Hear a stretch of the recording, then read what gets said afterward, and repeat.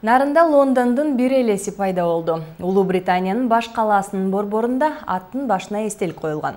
Ошонун жуп нускасы бирок кыргызчаланган түрдө эми ат башыда да пайда болду. Тумандуу өлкөдө болуп келген кыргыз ишкери дене мүчөсү чабандеси жок аттын башы келечекте кичи мекени ат башыны гүлдөгөн Лондонго теңейт деп ишенет.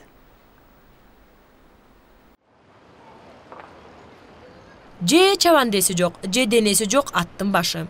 Автор дал ушундай скульптураны Лондондун Гайд паркынан көргөн. Лондондо ушундайдан 3 баш бар экен. Анан дүйнө өзү боюнча бул 4-эле баш болуп атат. Ат башылык ишкер үчүн баш ордун таппай калгандай туюлган. Андай монумент анын айылына төп келчүдөй болду. Ал өз каражатына аттын башын айылдын борборуна орнотту. Жок, бул баягы Лондондогу эле көчүрмө, Мореки көчүрмөсү боюнча эле ушул боюнча эле түшүрүлдү. Бирок англис тулпарынан айырмаланып, бул ат улуттук мүнөздө болушу керек эле. Gökül жана жал кыргыз атынын башкы документтери. Европейский аттардын көбүнчө жалы жок. Биз биздин скульпторлор болсо кыргыздын атынын жалы болушу керек өзү. Баягы ат жалында казанас деп биз аттын жалын көп баягы кыргыздар эме алат эмес. Башта ат башынын райондук борборунун чок ортосуна орнотушту. Эми ал баштан коңшу айылдарга километрлеп аралык өлчөө башталат. Нөлөтөскө делип атпайбы? Мына Акчар, Кара Суу 20 км.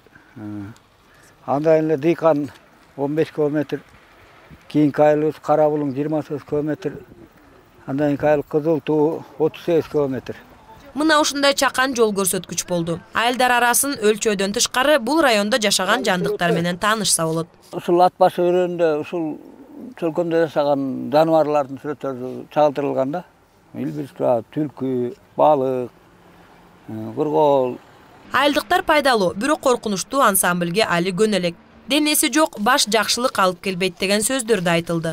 Буяка түшүндүрмөсүн жасып баягы бунун авторлору аттын башын жасаган скульптор менен түшүндүрмөсүн менен илбесек чото эл түшүнбөй атат. Райондук башкармалыкта да дароо эле ишкердин идеясын түшүнүшкөн жок.